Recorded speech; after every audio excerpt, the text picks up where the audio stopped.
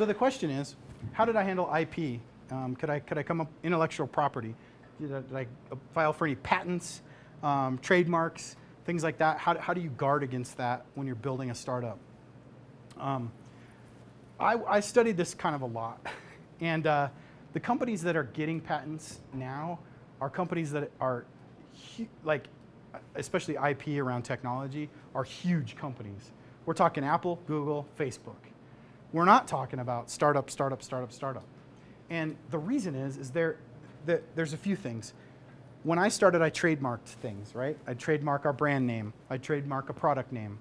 But in terms of IP, it's very difficult to get IP in the tech space. If you're starting out and you just want to get IP, it takes 8 years for them to give you a patent, okay? In 8 years, I mean, we might not even have a computer in 8 years, right? Our phones might not even be around in 8 years. So that's ridiculous. So what I knew is that anybody could build Facebook. Facebook isn't patented. We could all build Facebook, okay? But we can't build Facebook because Facebook is Facebook. If you build the best one and you build it authentically and genuinely and you understand why you're building it, nobody's going to be able to do it. Nobody's going to be. It's not that easy. And I sort of fell into this in the beginning. And I think everybody does. We even talk to companies that have been around 100 years that talk to us, and they're scared to death of competitors.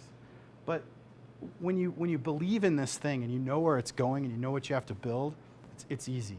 And what happened to us is all these companies would come along and try to copy us. And there's a guy right now, drives me crazy. If we ever have a glitch or something, some server bump or something goes wrong with the site, people will tweet us, right? Because we have an open door. It's like, ask us your questions, Facebook us, tweet us, whatever. This guy jumps in and says, come try our site, come try our site, come try our site. People see through that.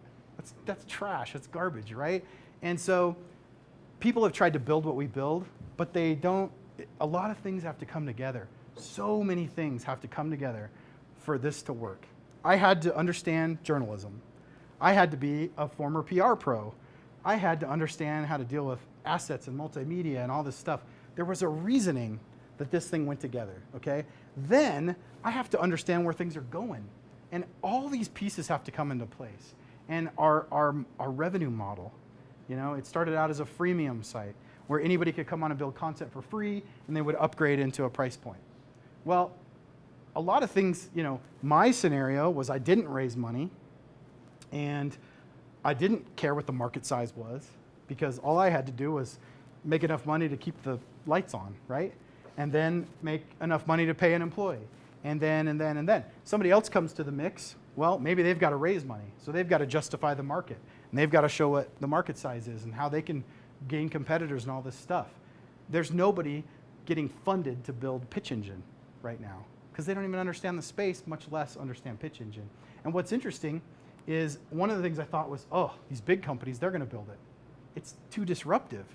It'd be like turning the Titanic, you know? It'd be like, here we go, board of directors and all our investors and shareholders, we're going to jump ship and take this raft over here because it looks like a promising thing. It won't happen. And so we started to learn that.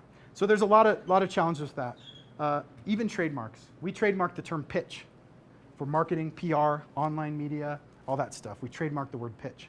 Guess what? DreamWorks comes out with an app called Pitch without the I. Talk to your attorneys. You're crazy to go after DreamWorks. How in the world could my company go against DreamWorks? That's the reality. It doesn't matter. You would never be able to defend it in a million years if you could.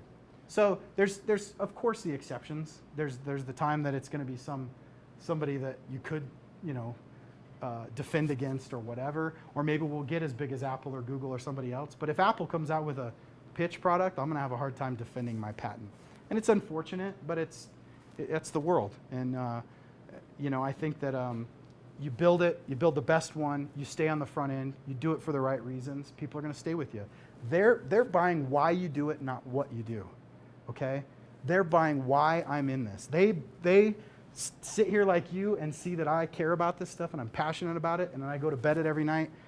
I go to bed every night sleeping like a baby because I know I'm doing right by people.